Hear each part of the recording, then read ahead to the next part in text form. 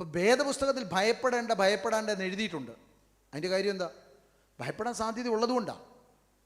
പുതിയ നിയമത്തിൽ ദൈവം കരങ്ങളിൽ ഉപയോഗിച്ച ഏറ്റവും ശക്തനായ മനുഷ്യൻ അപ്പോസ്തലനായ പൗലോസാണ്. ആ പൗലോസ് ഭയപ്പെട്ടിരിക്കുമ്പോൾ ദൈവം വന്നവനോട് സംസാരിക്കുകയാണ്. പ്രവൃത്തി നോക്കിക്കേ, 18-ാമത്തെ അധ്യായത്തിൽ പൗലോസിനോട് ദൈവം പറയുകയാണ്, 9-10 വാക്യങ്ങൾ. രാത്രിയിൽ കർത്താവ് ദർശനത്തിൽ പൗലോസിനോട്, നീ ഭയപ്പെടാതെ പ്രസംഗിക്കണം, നീ മിണ്ടാതിരിക്കരുത്. അപ്പോൾ ഇപ്പോൾ പൗലോസിൻ്റെ അകത്ത് ഭയമുണ്ട്, പ്രസംഗിക്കണോ വേണോ എന്നൊക്കെയുള്ളൊരു ചിന്തയായിട്ടിരിക്കുകയാണ്. അപ്പോൾ ദൈവം നേരിട്ട് അവനോട് വന്ന് പറയുകയാണ്, ഞാൻ നിന്നോട് കൂടെ ഉണ്ട്. കണ്ടോ, ഞാൻ നിന്നോട് കൂടെ ഉണ്ട്, ആരും നിന്നെ കയ്യേറ്റം ചെയ്ത് ദോഷപ്പെടുത്തുകയില്ല. ഇതാണ് കാര്യം.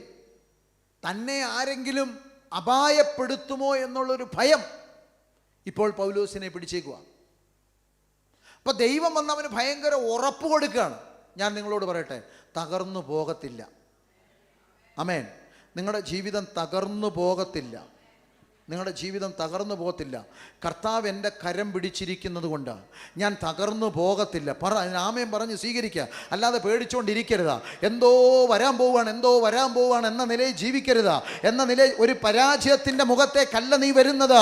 നീ വിജയത്തിൻ്റെ പടി ചവിട്ടി കയറും. നീ വിശ്വാസത്തിൽ മുന്നേറും. നീ ആരാധനയിൽ മുന്നേറും. നീ പ്രാർത്ഥനയിൽ മുന്നേറും. നിനക്ക് ആത്മീയ ജീവിതത്തിൽ അഭിവൃദ്ധി ഉണ്ടാകും. നിന്റെ ഭൗതിക സാഹചര്യങ്ങളിൽ ദൈവത്തിൻ്റെ കൃപ നിന്നെ നടത്തും. നീ എവിടെയും സ്റ്റക്കായി പോകത്തില്ല. നീ തോറ്റു പോകത്തില്ല. നീ നിരാശപ്പെട്ടു പോകത്തില്ല. ആമേൻ. നീ തകർന്നു പോകത്തില്ല. നീ താളടിയായി പോകത്തില്ല. എന്താ കാരണമെന്നറിയാമോ?